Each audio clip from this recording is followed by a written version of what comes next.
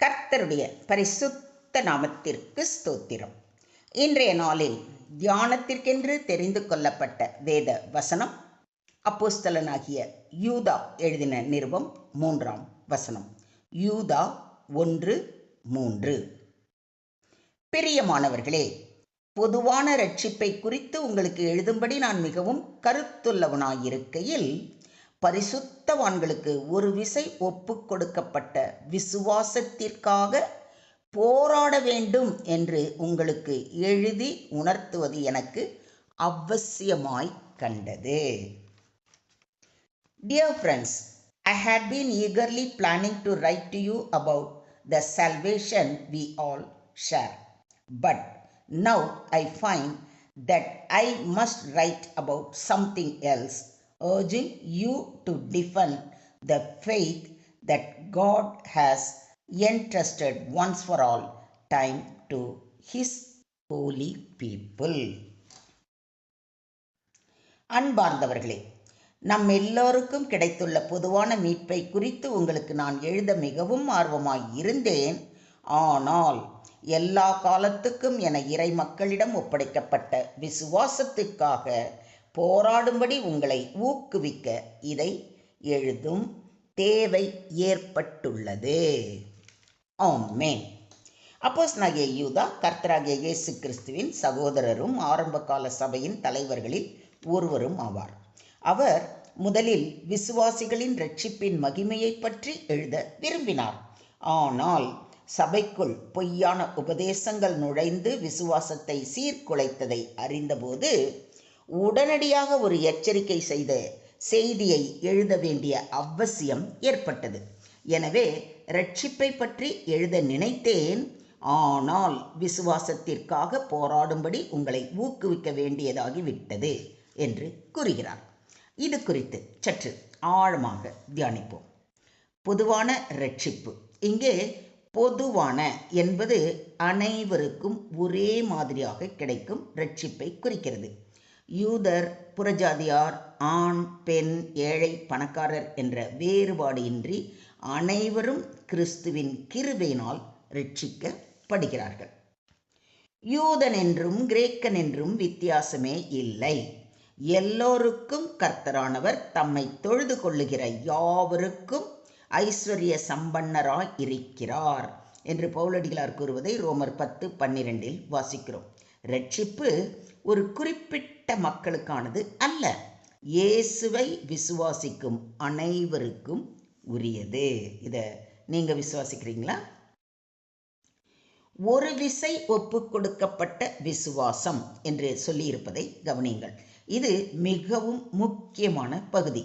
ஒரு விசை என்றால் மீண்டும் மீண்டும் மாற்றப்பட வேண்டாத ஒரு முறை கொடுக்கப்பட்ட சத்தியம்.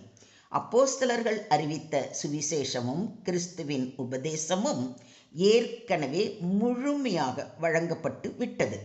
அதை மாற்றவோ கூட்டவோ குறைக்கவோ யாருக்கும் அதிகாரம் இல்லை.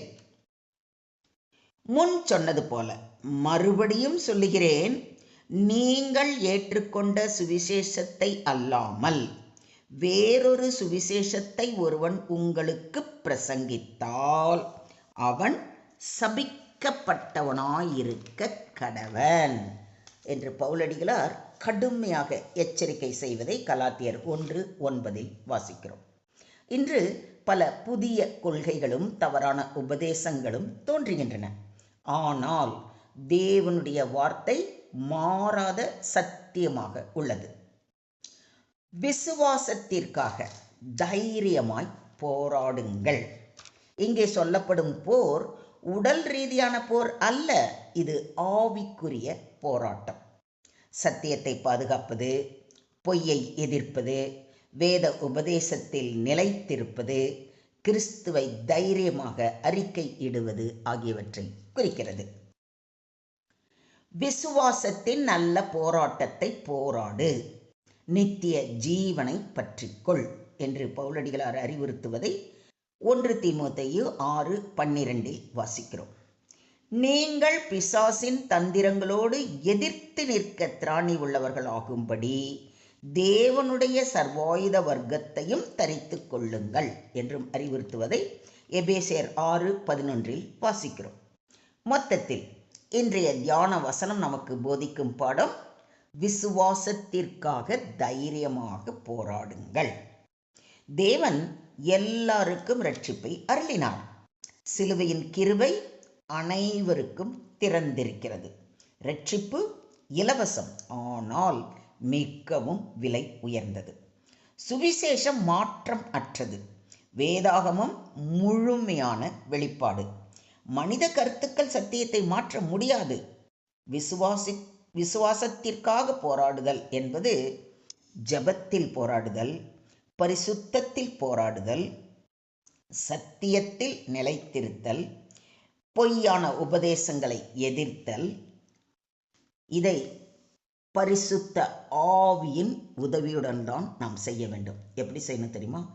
தேவ வார்த்தையில் நிலைத்திருந்து கிறிஸ்துவின் கிருபையில் வளர அனுதினமும் தேவ சமூகம் அமர்ந்து முழு மனதோடு அவரில் அன்பு கூர்ந்து அவரது வார்த்தைகளை வாசித்து தியானித்து அதன்படி நடக்க வேண்டும். அப்படி நடக்கும் பொழுது தான் நம்ம ஜெபத்தில், பரிசுத்தத்தில், சத்தியத்தில் நிலைத்திருக்க முடியும். அப்போ தான் பொய்யான உபதேசங்களையும் நம்மளால் எதிர்க்க முடியும். எப்போ மெய்யான வேதத்தை வாசித்து தியானித்து அதில் இருக்கிற வார்த்தைகளை நாம் உள்ளுக்கு வாங்குறோமோ, அப்போ தான் சொல்லப்படுற பிரசங்கம் மெய்யானதா அல்லது பொய்யானதாங்கிறதையே நம்மளால் கண்டுபிடிக்க முடியும், இல்லையா? அதனால தான் இங்கே ரொம்ப பரிசுத்த ஆவியின் உதவியுடன் தேவ வார்த்தையில் நிலைத்திருந்து அப்படின்னு சொல்லப்பட்டிருக்கு. வேத வார்த்தையில் நம்ம நிலைத்திருக்கணும்னா அனுதினமும் அதை நாம் பயபக்தியோடு வாசிக்க வேண்டும். இன்று பலர் பாவத்தை சாதாரணமாக்குகிறார்கள்.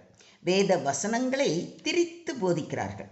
சத்தியத்தை விட உணர்ச்சிக்கு முக்கியத்துவம் கொடுக்கிறார்கள். உலகத்தின் சிந்தனைகளை சபைக்குள் கொண்டு வருகிறார்கள். இத்தகைய சூழ்நிலையில் ஒவ்வொரு விசுவாசியும் வேதத்தை ஆராய வேண்டும், சத்தியத்தில் நிலைத்திருக்க வேண்டும், தவறான உபதேசங்களை அறிந்து விலக வேண்டும். சுருக்கமாக சொல்வதானால், இன்றைய தியான வசனம் நமக்கு ஒரு அவசர அழைப்பை கொடுக்கிறது. ரட்சிக்கப்பட்டவர்களாக இருப்பது மட்டும் போதாது, ரட்சிப்பின் சத்தியத்தை பாதுகாக்கவும் வேண்டும். இன்று தேவன் நம் ஒவ்வொருவரையும் பார்த்து கேட்கிறார், நான் உனக்கு கொடுத்த விசுவாசத்தை நீ காத்து கொள்கிறாயா? இதற்கு உங்க பதில் என்ன? யோசிங்க. சபையும் குடும்பமும் அடுத்த தலைமுறையும் சத்தியத்தில் நிலைத்திருக்க நாம் ஜெபத்தோடும் தைரியத்தோடும் விசுவாசத்திற்காக போராடுவோம். Today's verse teaches that believers must actively defend and preserve the true Christian faith that was once and for all delivered to God's people. Jude originally wanted to write about the joy of salvation, but because false teachings were entering the church, he urged believers to stand firm for biblical truth. Christians are called to know God's word, reject false doctrine, live holy lives, and courageously contend for the faith. The battle is spiritual, not physical, and victory comes through God's word, prayer, and the power of Holy Spirit. Don't merely receive the faith. Stand firm, protect it, and faithfully pass it on to the next generation. Do you believe this? ஸ்தோத்திரம் ஆண்டவரே, ஸ்தோத்திரம் கர்த்தாவே, ஸ்தோத்திரம் ஸ்தோத்திரம் ஸ்தோத்திரம். அன்பின் பரலோக பிதாவே, இன்றைய தியான வசனம் மூலம் எங்களோடு பேசியதற்காக நன்றி செலுத்துகிறோம் அப்பா. பரிசுத்தவான்களுக்கு ஒப்பு கொடுக்கப்பட்ட விசுவாசத்தை உறுதியாக பற்றி கொள்ளும் கிருபையை எங்களுக்கு தாரும். பொய்யான உபதேசங்களில் இருந்து எங்களை காத்தருளும். உமது வார்த்தையில் நிலைத்திருந்து சத்தியத்திற்காக தைரியமாக நிற்கும் மனதை எங்களுக்கு அருள வேண்டுகிறோம். எங்கள் குடும்பங்களையும் சபைகளையும் உமது சத்தியத்தில் நிலை நிறுத்தும். பரிசுத்த ஆவியானவர் எங்களை வழி நடத்தி விசுவாசத்தின் நல்ல போராட்டத்தை முடிவு வரை போராட எங்களுக்கு கிருபை அருள வேண்டி எங்களை முற்றிலுமாக தாழ்த்தி உம்முடைய கரங்களிலே ஒப்பு கொடுக்கிறோம். நீங்க பொறுப்பெடுத்துக்கோங்க, நீங்க வழி நடத்துங்க. சகல துதி கன மகிமை யாவையும் ஒருவருக்கே செலுத்துகிறோம். மீட்பர் இயேசுவின் மூலம் ஜபம் கேளும் எங்கள் ஜீவனுள்ள தகப்பனே, ஆமென்.